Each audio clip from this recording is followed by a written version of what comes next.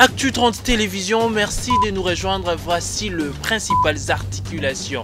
Après Bunagana, Kiwanja et Rutshuru, deux cités du Nord Kivu attaquées sous l'emprise des rebelles M23. L'armée congolaise a replié pour protéger la population. Le président Félix Tshisekedi a convoqué d'urgence une réunion sécuritaire. Les détails à suivre dans ce journal.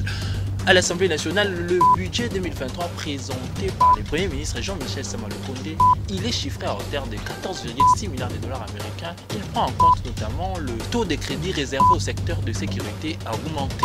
L'information, c'est aussi la rentrée judiciaire de la Cour constitutionnelle pour l'exercice 2022-2023. Le président Félix Tshisekedi y a pris part.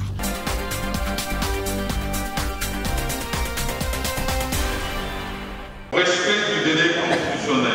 Vendredi 28 octobre, à l'Assemblée nationale, le Premier ministre Jean-Michel Sama Lukonde, accompagné de quelques membres de son gouvernement, a présenté le projet de loi des finances pour l'exercice 2023. Avec un budget chiffré à 14,6 milliards de dollars américains, le projet de loi des finances, exercice 2023, apporte le renforcement de différents secteurs, notamment la santé, l'économie, la sécurité, les infrastructures et les sociales de la population. Après la présentation du Premier ministre, à l'ère du débat, les députés nationaux ont tour à tour soulevé plusieurs préoccupations, chacun concernant différents secteurs. Dans ce pays, on ne croyait pas qu'on pouvait atteindre même 6 milliards de recettes propres.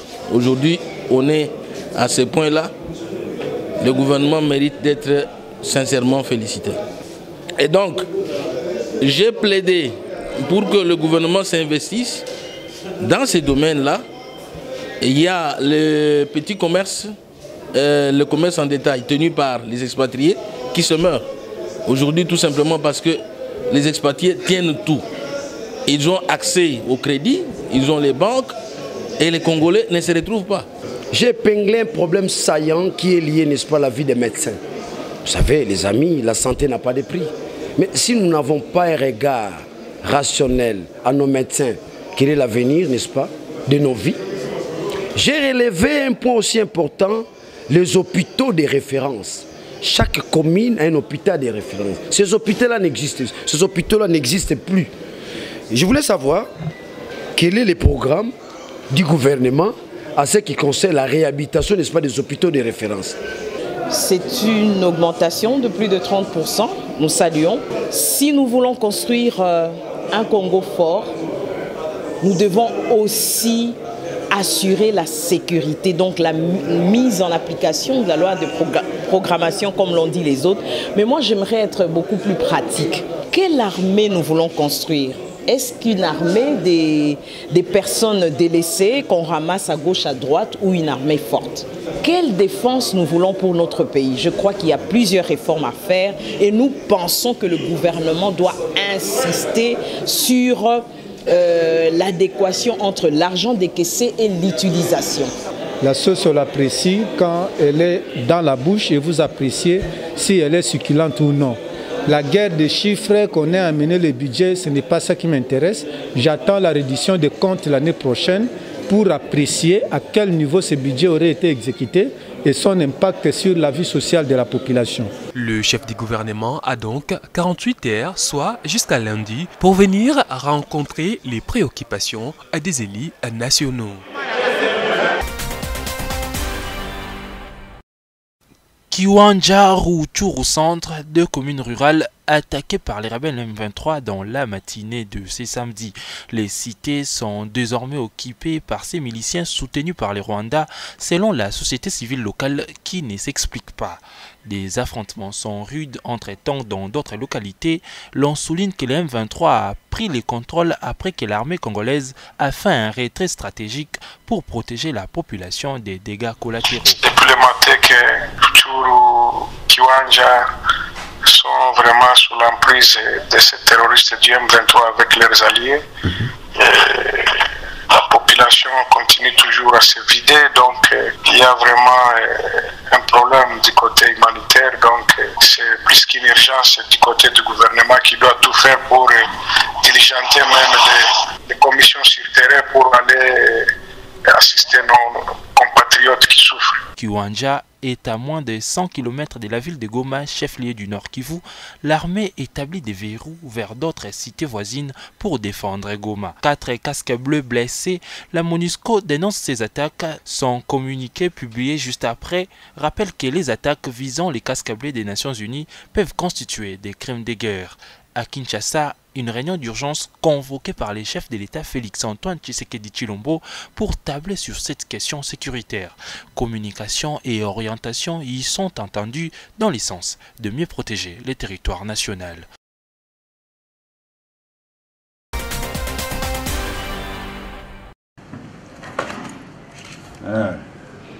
Le général Lukukwila Marcel, élevé au grade du général-major, est nommé par le président de la République comme secrétaire général à la Défense, a repris son poste ce vendredi 28 octobre 2022. C'était à l'issue de la cérémonie de remise et reprise avec son prédécesseur, le lieutenant-général Kahumbu Yankole Isidore, admis à la retraite. Cette cérémonie s'est déroulée au secrétariat général à la Défense, en présence du directeur du cabinet du ministre de la Défense nationale, le général-major Mbiato Konzoli Aimé, représentant Son Excellence Gilbert Kabanda Kourenga d'Assomo. Le général Lukukwila a demandé à ses collaborateurs de se serrer les coudes pour un travail consensueux et objectif. Il a également exprimé son sentiment de fierté de remplacer à ce poste son confrère avec qui ils ont partagé des moments dans leur carrière.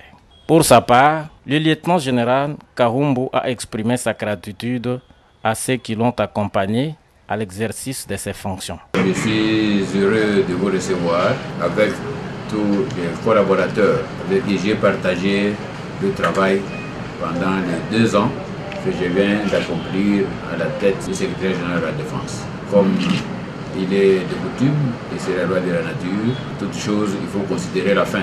Nous avons vécu et sommes arrivés aussi à la fin. Nous glorifions d'abord le Seigneur Dieu qui a fait que nous puissions arriver à ces jours vivants avec énergie et de pouvoir quitter la carrière honorablement. La cérémonie s'est clôturée par une séance de prise de photos souvenirs.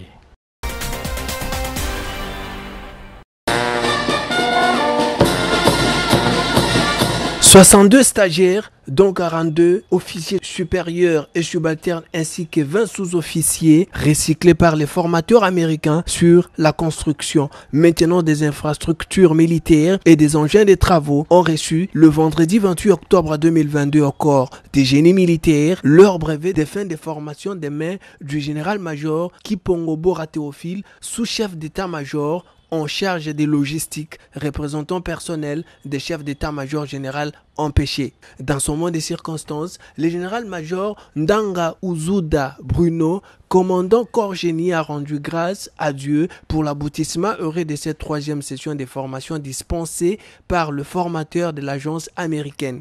Il a également rendu hommage au président de la République et commandant suprême des forces armées de la République démocratique du Congo pour sa diplomatie agissante dans la redynamisation de la coopération entre les États-Unis d'Amérique et la République démocratique du Congo. Le commandant corps génie a lancé un message à tous les personnels militaires féminins de s'y intéresser énormément pour le développement du pays et s'engager dans ce domaine pour leur contribution. Cette cérémonie s'est déroulée en présence du représentant de l'ambassadeur des États-Unis, des autorités politico-administratives et militaires et a été sanctionnée par un défilé des troupes et la présentation des matériels didactiques offerts au corps des génies militaires des forces armées de la République démocratique du Congo dans le cadre de la coopération militaire entre les deux pays. Au couloir de bureaux administratifs du Sénat, le sénateur Denis Kambayi Chimbumbu, il est venu déposer des initiatives de contrôle parlementaire. Interpellations, questions écrites, questions orales avec débat ou mention. Au total, 7 initiatives qui visent le vice-premier ministre de l'Intérieur, le ministre de la Défense, celui des ressources hydrauliques, son collègue de l'Agriculture, le ministre des Infrastructures, mais aussi celui en charge des sports. C'est tout ce que nous pouvons faire comme travail. Nous n'avons pas de prison pour mettre les membres du gouvernement, mais conformément à l'article 100 de notre Constitution, nous ne pouvons que contrôler ce que l'exécutif fait. Et nous, en tant que parlementaires, nous ne pouvons que contrôler ce gouvernement pour savoir est-ce que le gouvernement fait son travail ou pas. Et nous allons rentrer d'ici là en vacances parlementaires. Le peuple nous posera la question, vous étiez là, qu'avez-vous fait? Les situations sécuritaires et socio-économiques, notamment la construction du barrage de Katende pour l'électrification du Grand Kasaï, constituent le sens de ces démarches de contrôle parlementaire. Denis Kambaï attend du bureau du Sénat que ces initiatives soient inscrites dans le calendrier de cette session de septembre. Le projet présidentiel Tchilégelou a pris de nouvelles allures à Mbujimayi dans la province des Kasaï oriental. Après les avenues Lumumba et Fachi, l'entreprise chinoise Grexet a lancé vendredi 28 octobre l'asphaltage de l'avenue Kasengulu qui sépare l'avenue Lumumba du boulevard Laurent Désiré Kabila. Les travaux sont exécutés sous la supervision de l'Office des voiries et drainage qui en est maître d'ouvrage délégué. Le directeur général de l'OVD, Victor Ntumba Chikela, mais aussi les chefs de la mission des contrôles techniques plans sont aussi sur place dans la ville pour s'assurer du déroulement des travaux en vue de la transformation de la voirie urbaine. Et Dimondela Kankou, deuxième vice-président du Sénat, était aussi sur terrain pour se rendre compte de l'état d'avancement de ces travaux. L'asphaltage de l'avenue Kasengulu s'est fait à quelques heures de la visite d'inspection du chef de l'État, Félix-Antoine Tshisekedi, qui était en séjour dans la ville de Mbujimayi avant de regagner Kinshasa vendredi soir.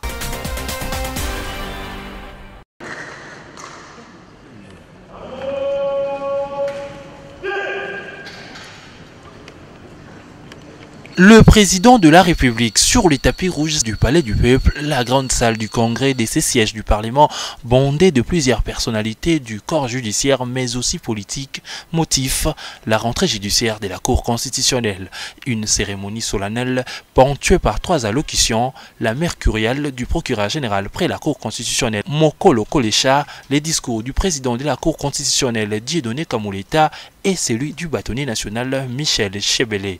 Occasion saisie par les bâtonniers nationaux de plaider pour la révision de la Constitution pour régler notamment la question de l'exception d'inconstitutionnalité. Une telle exception d'inconstitutionnalité dirigée contre les actes de procédure ne peut, à mon avis, que constituer un acte d'abus de procédure fort préjudiciable à la bonne administration de la justice. L'issue rapide d'un procès a pour but d'amener la paix dans la société. Il revient donc à ceux qui, par état et profession, ont la charge d'assurer la défense des droits des autres, de favoriser l'issue rapide des litiges afin de garantir la paix dans la société. Le débat reste ouvert sur cette question. Je plaide donc pour une éventuelle révision de l'article 162 alinéa 4 de la Constitution de notre pays, mais aussi pour la reprise de vos travaux. Pour sa part, le président de la Cour constitutionnelle Dieudonné Kamuleta a axé son allocution sur le thème « La contribution de la Cour constitutionnelle au constitutionnalisme en RDC ». Excellence, Monsieur le Président de la République, votre présence en ces lieux témoigne de l'importance que vous attachez à la refondation de l'État de droit congolais et à l'instauration d'une justice rencontrant les aspirations profondes et conformes du peuple. Objectif que nous poursuivrons sans relâche. Notre reconnaissance s'adresse également aux animateurs des institutions publiques et aux membres du bureau du Conseil supérieur de la magistrature. En raison du rôle qu'elle joue dans la stabilisation de la démocratie constitutionnelle et le renforcement de l'État, mais aussi de sa jeunesse, la Cour constitutionnelle mérite d'être mieux connue des Congolais, gouvernants et gouvernés. Les gouvernants devraient connaître sa jurisprudence qui a le mérite de préciser les limites de leurs prérogatives respectives. Les gouvernés aussi parce qu'ils seront édifiés sur leurs droits et sur les valeurs. Fin de la cérémonie, la Cour constitutionnelle se met ainsi à l'œuvre pour l'exercice 2022-2023. J'ai entendu qu'il a dit qu'il n'y a pas de calendrier et que les calendriers n'étaient pas importants. Et ça, Ça m'étonne que quelqu'un... La thèse d'une transition sans Félix Tshisekedi en cas de glissement en 2023, évoquée par les leaders de l'ECD, Martin Fayulu Madidi, déjà au cœur de plusieurs remous au sein de la classe politique. À l'Union sacrée, l'on qualifie cette déclaration d'une fuite en avant, car, estime le porte-parole du parti Autre Vision du Congo, l'opposition n'est pas prête à aller aux élections en 2023. Aujourd'hui, Martin Fayulu ne représente plus que son poids des députés nationaux, peut-être aussi provincial qu'il a toujours été. Voilà toutes ces gesticulations. Comment on peut faire d'une question qui a déjà une réponse, une préoccupation, quand nous voyons que la CENI est en train de se déployer effectivement pour nous organiser les élections. D'où tire-t-il la préoccupation selon laquelle il n'y aura pas élection? Déjà qu'il avait commencé avec son histoire de propositions, je ne sais pas, des plans de sortie d'une crise qui n'existe que dans sa tête, parce que nous avons des institutions légitimes, les institutions crédibles dont les effets aujourd'hui sont à impact visible. Ce que Martin Fayulu est en train de dire, il n'est qu'en train de continuer à duper une certaine opinion tribale qui serait encore aujourd'hui en train de croire en lui, mais nous considérons ça justement comme les aboiements d'un chien qui ne peut jamais arrêter la caravane qui est en train de continuer son bonhomme de chemin. Au regard de ses réalisations et sa volonté politique, Félix Tshisekedi assure de plus en plus son deuxième mandat à la tête du pays, rajoute ses membres du parti dont émanent les ministres Didier Boudimbo. Mais nous avons un bilan puisque hier, sur base d'une promesse politique, sur base d'un combat politique, le chef de l'État, Félix Tshisekedi, a été élu. Maintenant qu'il est en train de ramener vers le peuple congolais un bilan sur tous les plans. Vous avez des infrastructures à tous les niveaux qui se construisent. Le pays se transforme pratiquement en chantier. Vous avez des aéroports qui se modernisent et qui se construisent. Vous avez des écoles qui se construisent et se réhabilitent. Vous avez des routes, des infrastructures routières. Vous avez des enfants qui partent à l'école aux frais de l'État. Vous avez les enseignants qui voient leur barème salarial être amélioré. Vous avez des fonctionnaires. Il y a des points à tous les niveaux touchés par le président de la République. Il appelle ainsi la population à la vigilance face à tout discours susceptible de désorienter, selon lui, l'opinion à l'approche des scrutins. Retarder les élections pendant ce délai qui est prévu dans la Constitution. Cotonou, c'est dans cette ville portuaire du Bénin que les cheminots du Saint-Ola Lupopo affronteront le Rail Club du Kadiogo dans le cadre de la manche-allée du tour des barrages de la Coupe de la Confédération de la CAF. Arrivé vendredi dans la capitale béninoise, Lupopo matchera son adversaire ce mercredi 2 novembre au stade de l'Amitié. L'équipe de Lubumbashi sait de quoi s'attendre et s'y est préparée en conséquence. Donc on vient avec un moral assez gonflé pour affronter une bonne équipe aussi qui vient du Burkina. Ce qui est évident, c'est qu'on vient ici déjà à Cotonou pour chercher un résultat positif, un résultat qui va nous permettre d'aborder le match à Kinshasa avec toute la quiétude possible. Tous soient derrière nous. On va donner le meilleur de nous. Nous pensons que nous méritons la phase des poules. Pour nous, en tout cas, c'est vraiment l'objectif qu'il faut atteindre à tout prix. Au regard des moyens que met notre président, son Excellence Jacques Kaboula Katoué, et au regard de talent qu'il y a au sein du club, au regard de la qualité du staff technique, en tout cas, rien ne nous empêchera de passer à cette étape pour représenter la RDC. Rappelons que, lors du tour précédent, le Saint-Éloi Lupopo avait écarté sur son chemin les Angolais de Sagrada Esperança, notamment après une victoire 2-0 à Kinshasa. Le Rail Club du Kadiogo est l'équipe éliminée par l'AS Vita Club de Kinshasa au 16e de finale de la Ligue des Champions de la CAF.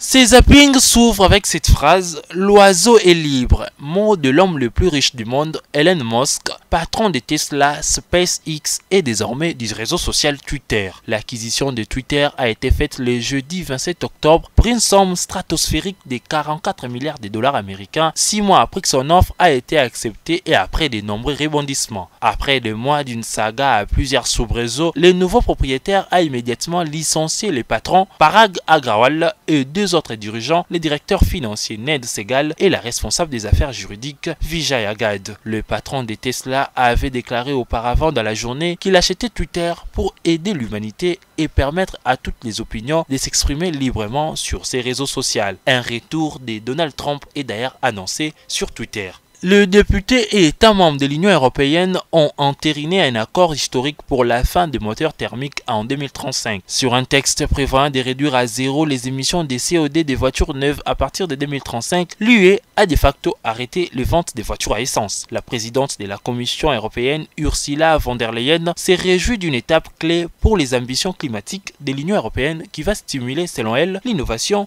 le leadership industriel et technologique européen. En football, coup de théâtre dans l'affaire corruption visant le footballeur Neymar en Espagne. Le parquet espagnol a finalement retiré toutes ses accusations à l'encontre du joueur de Paris Saint-Germain. Les dossiers, c'est celui lié à son transfert entre le club brésilien des Santos et le FC Barcelone en mai 2013 pour un montant officiel de 51,7 millions d'euros. La justice cherchait à déterminer si la société d'investissement brésilienne DIS, détentrice à l'époque de 40% des droits de joueurs, a bel et bien été escroquée. Selon les fiscs espagnols, les montants réels de ces transferts avoisinent les 107 millions d'euros, bonus compris. Le parquet espagnol avait initialement requis 2 ans de prison et 10 millions d'euros d'amende à l'encontre de Neymar. En plein procès, le procureur a retiré ses accusations, estimant qu'il n'y a pas eu le moindre soupçon.